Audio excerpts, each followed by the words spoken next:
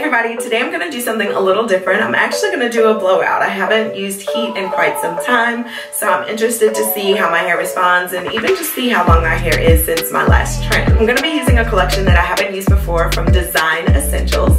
They have a 4-step collection, agave and lavender blow dry silk press collection. And so step 1 of that process is the moisturizing hair bath. So I'm going to start with this. Following the shampoo, I'm going to go to step 2, which is the moisturizing and detangler conditioner. Then I'll follow that up with step 3, which is the blow dry and styling primer. This is a spray that I'm going to spray on before I blow dry.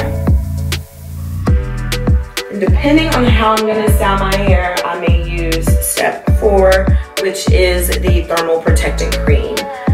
So we'll see how that goes, but I'm not sure how I'm going to style my hair and if I will need this product or not, but we'll see.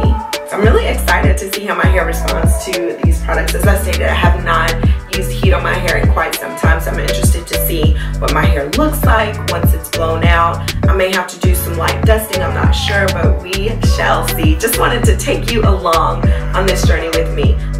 So as I stated, I'm going to start with step 1, which is the moisturizing hair bath. Love this shampoo. The scent is not overbearing at all. I love lavender, and I love the fact that it gives me a really nice lather. It's nice and smooth, and it just made my hair feel really good. Then I'll follow up with step 2, which is the conditioner. One of the tests that I like to do with conditioner after massaging the product in, I like to detangle with my detangling brush.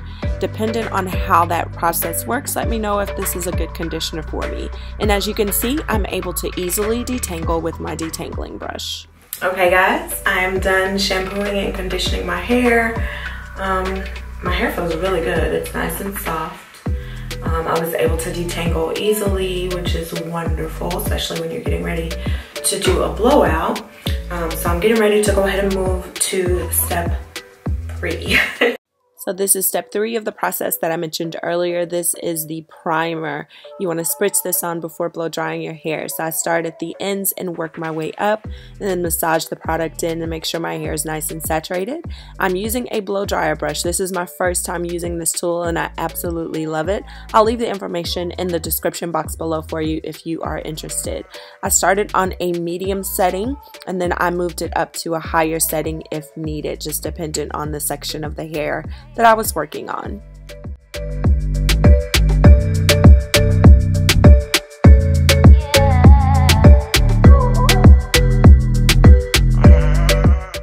And I just repeat those steps to complete the blowout process.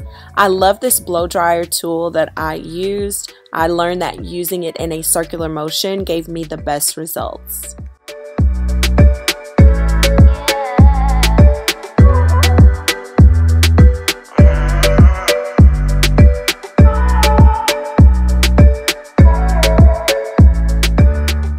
And using these products did help me to avoid heat damage. I actually did the blowout prior to my wash and go video that I just posted, and as you saw in the video, my curls did revert, and so I'm very pleased with the results.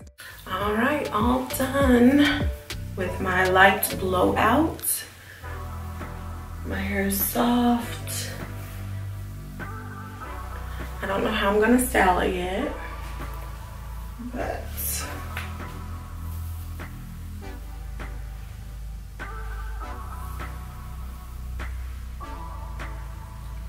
my hair's longer than I thought it would be. But here are the results.